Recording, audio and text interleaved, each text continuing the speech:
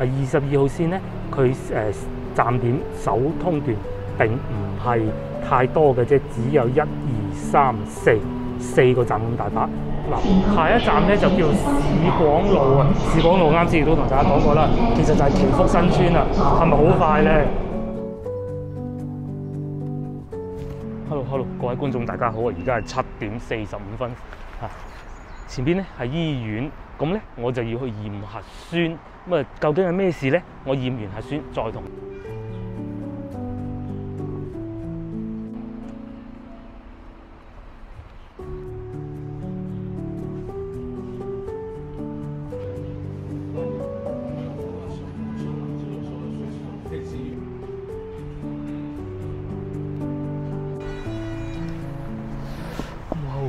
Hello， 我搞掂啦！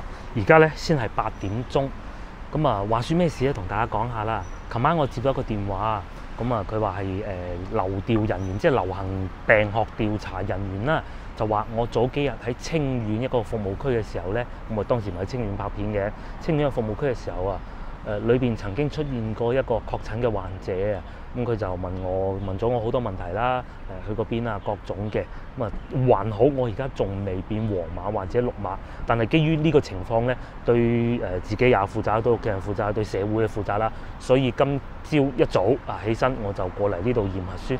呢度咧叫婦兒中心，係珠江新城一個最大醫院嚟㗎啦。咁啊呢度驗核酸亦都係好快嘅。佢係8點鐘開始營業，但係咧24小時都有得驗核酸。今朝8點鐘過到嚟咧，會用咗大概5分鐘就搞掂啦。前邊得幾個人嘅啫，非常之快。咁啊，去到大概12點鐘到啦，就會有結果㗎啦。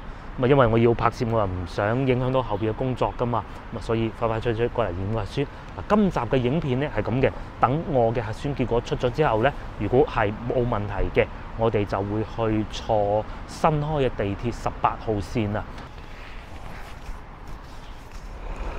Hello， 我嘅核酸報告終於出咗嚟，咁啊梗係冇事啦。咁我而家所在嘅位置咧就係冼村地鐵站18號線嘅冼村地鐵站。如果有睇過之前影片嘅觀眾應該都知道啦，我曾經係嚟到呢度拍過2集影片嘅，一集係影片，一集係直播。咁而家點擊屏幕右上嗰個 I 字咧，係可以重溫翻嗰2條影片嘅喎。咁我哋會先從呢度出發，坐地鐵去番禺廣場站，再拍後邊嘅步伐。我哋出發。Hello， 我哋依家終於嚟到番禺廣場啦。我身後邊咧就係番禺嘅中銀大廈。咁話說啊，同大家講下我哋今日要坐嘅地鐵線路啦。佢嘅全名咧係叫做地鐵22號線嘅首通段。咁佢同18號線一樣啦，都係快車嚟嘅。最高嘅時速咧係可以去到160公里每小時㗎。咁但係因為佢可能每個站點咧係會比較近啊，唔似18號線咁長嘅，所以有時候佢未必能夠做得到可以去到160公里嘅極速啦嚇。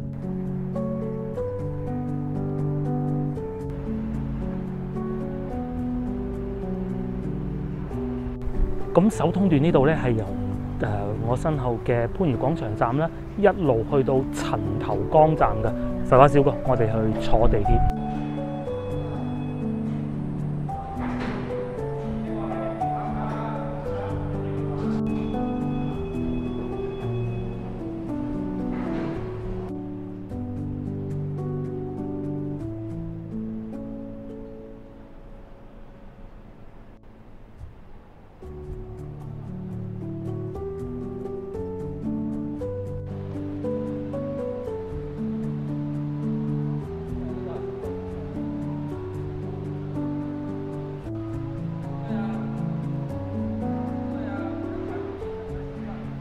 好，我哋終於嚟到地鐵站下邊啦，同大家睇下佢嘅線路圖嗰個，哇，極為複雜嘅線路圖啊！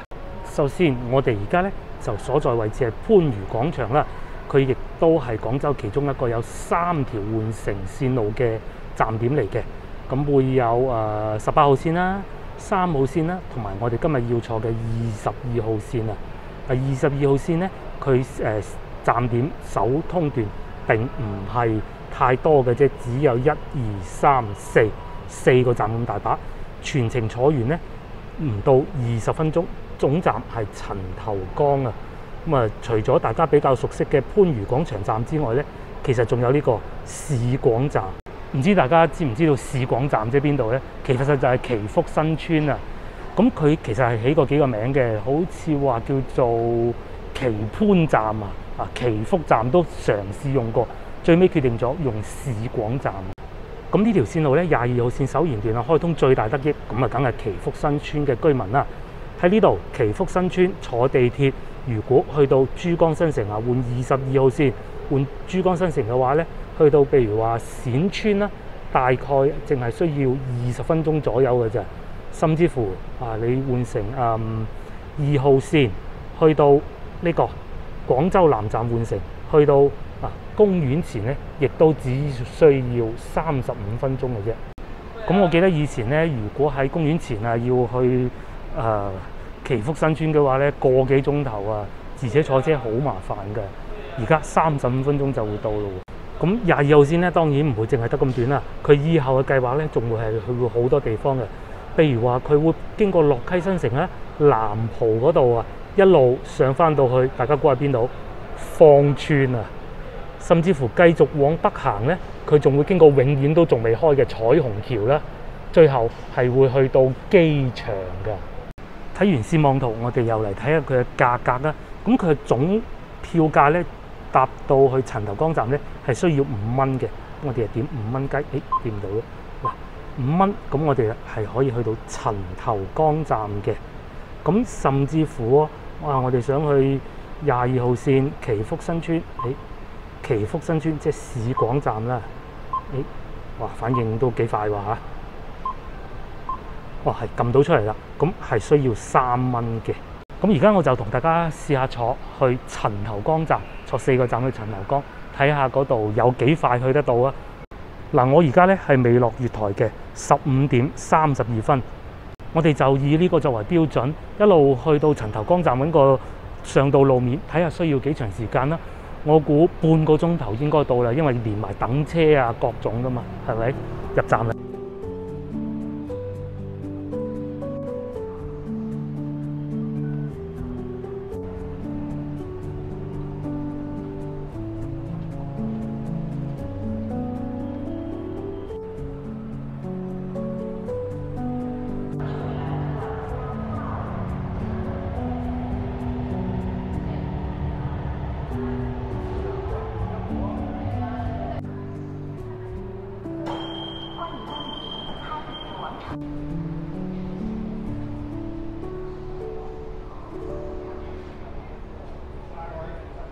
好，我入咗嚟車廂下邊啦。同22號線咧嗰個車廂係一模一樣嘅。佢哋都係會有呢種打橫嘅座位，通常地鐵都係呢種打橫嘅座位噶嘛。咁啊，同22號線一樣咧，亦都有呢種打豎嘅座位，雙排打豎嘅座位嘅。開車啦！開往陳頭崗。This train is bound for 陳頭崗。下一站咧就叫市廣路啊！市廣路啱先亦都同大家講過啦，其實就係祈福新村啦。係咪好快咧？而家車速咧已經啱啱開咗無耐咋，已經啱啱夠我睇見票到90啦，唔係100添。而我隻錶依家呢個鐘數係15點36分。正如剛才所講啊，因為佢每個站點咧區間係比較少㗎，唔係好長啊，所以佢冇辦法喺短時間之內咧提速。我見到最高速度去到120咯，120，而家又慢慢提升緊喎，係咪？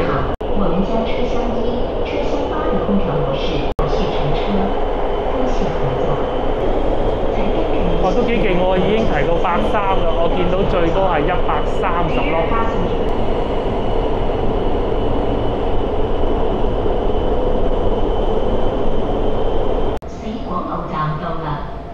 The train has arrived at 市廣路 station. The platform and the train. 我哋架車終於到市廣路站啦。咁從我哋剛才未入站嗰度開始計，嚟到呢度咁當然我唔出站啦。8分鐘，係啊，番禺廣場到祈福新村站8分鐘，真係實在快。下一站廣州南站，可換乘2號線。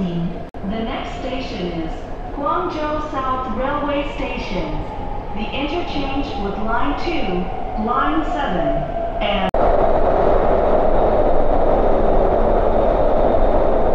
我哋而家車咧係去緊廣州南站啊，廣州南站啊，咁啱先亦都見到啦，爭啲接近160公里嘅時速㗎啦已經。咁我哋發夢啊嚇，廣州南站係有高鐵坐到去香港㗎啦。如果通關之後，大家可以想象下，如果你喺香港坐高鐵嚟到廣州南站喎，再坐而家呢條22號線翻去祈福新村。需要幾多時間？係咪快過以前好多呢？城头港 Station。請小心列車與站台之間的空隙，請小心列車與站台。各位尊敬的乘客，請注意，列車。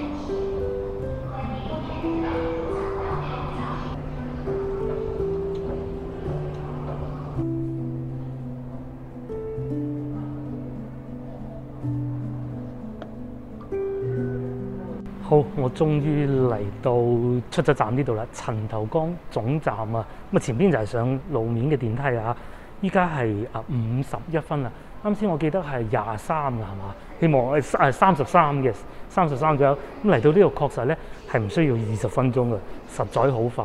啱先大家睇見到嗰種速度咧，雖然佢唔係全程大部分時間都係160啦嚇，但係咧140、120、130都係有，實在真係好快。不過我喺度挑下刺啊嚇，雞蛋挑骨頭，因為佢速度快，所以其實車廂裏邊好嘈，所以喺車廂裏邊咧，我拍攝嘅東西並唔係太多，因為我怕講完之後咧根本入唔到咪，咁即係白講啦，大家淨係見到我喺度咁喐下，咁就無謂啦，係咪？呢個係第一個，第二個佢嗰啲廣播咧係真係唔需要1秒鐘停㗎。真係仲沉氣過我咁㗎嚇，我都仲要停啊！佢係唔使停嘅，全程就喺度又大聲喎，係咪？咁啊呢度有一個差啲嘅地方，不過快就真係快，舒服就真係舒服。咁我哋終於嚟到陳頭崗站，其實呢度咧係仲算廣州番禺區嚟嘅。講下時間啦，我從公司出發。應該係2點2個字嚇，咁啊，我仲要坐巴士去到正佳廣場隔離喺天河城正佳廣場隔離啊，再行路去坐22號線啊嚇，22號線去到番禺廣場，一路拍攝各種所有加埋，依家係未夠4點鐘，大家要切記係所有加埋啊！咁如果我每樣緊湊啲，又或者係坐地鐵嘅話咧，我估個半鐘頭就應該到得到㗎啦，咁啊時間就係咁啦，大家可以作為參考啊。接落嚟呢部分咧，我係會翻去祈福新村嗰度嘅祈福繽紛匯。話說上次咧咪拍片同大家去過祈福繽紛匯嘅，咁當時我已經食飽嘢啦，見到裏邊有好多餐廳好正嘅，我哋過去嗰度食啲嘢，據說嗰度有間涼茶鋪唔錯嘅。出發又睇下我哋過到去要幾耐啊？呢個鐘數15點55分。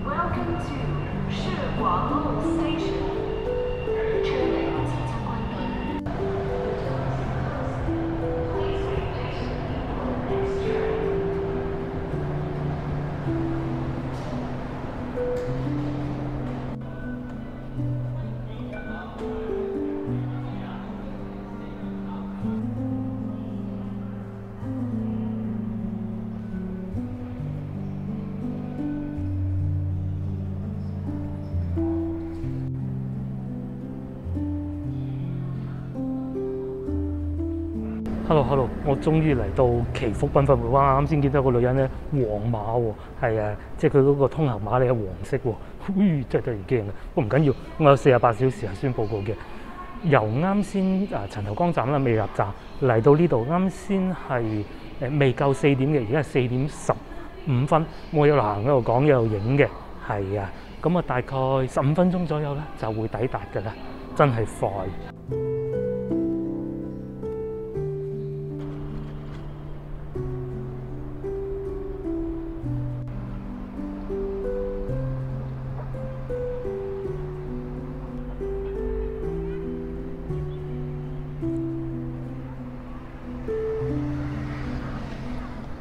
Hello， 終於嚟到祈福繽紛會啦！身後邊就係地鐵站，正前方咧就係祈福新村嘅大門口啦。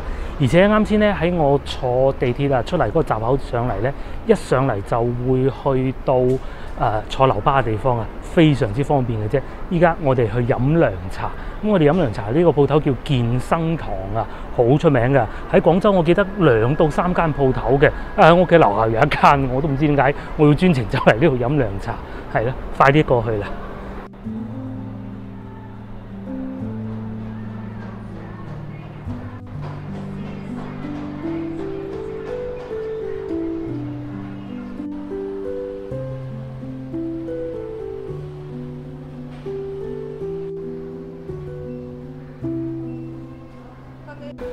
濕熱飲咩好啊？長胃茶，長胃茶啦，濕熱。好啊，好啊。喺度飲咪打包？喺度飲啦。幾錢啊15蚊。15。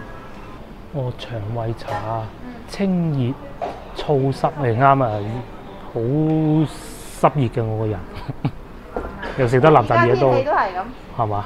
好，唔該晒。幾時都要去濕。係啊，廣東人都係濕熱多嘅。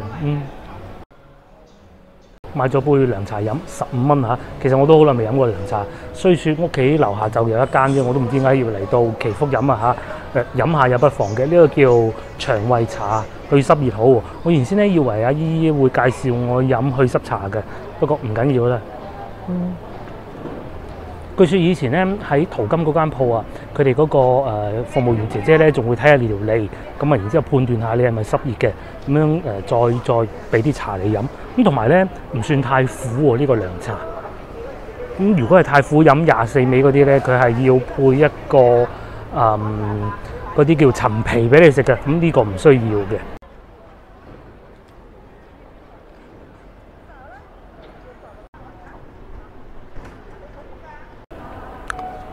飲完杯涼茶之後咧，果然成個人都乾晒啊嚇！去濕茶果然係唔同。好，咁啊，今日同大家坐過地鐵啦，地鐵開通咗之後啊，出行確實係方便好多。最方便嘅當然係住喺祈福呢度嘅居民啦，係咪？咁啊，如果以後通咗關啦，各位觀眾要喺香港翻嚟祈福你哋嘅屋企嘅喎，咁係咪方便好多咧？喺南站過嚟一陣就到㗎啦。好，咁我哋就約定你下集見啦，拜拜。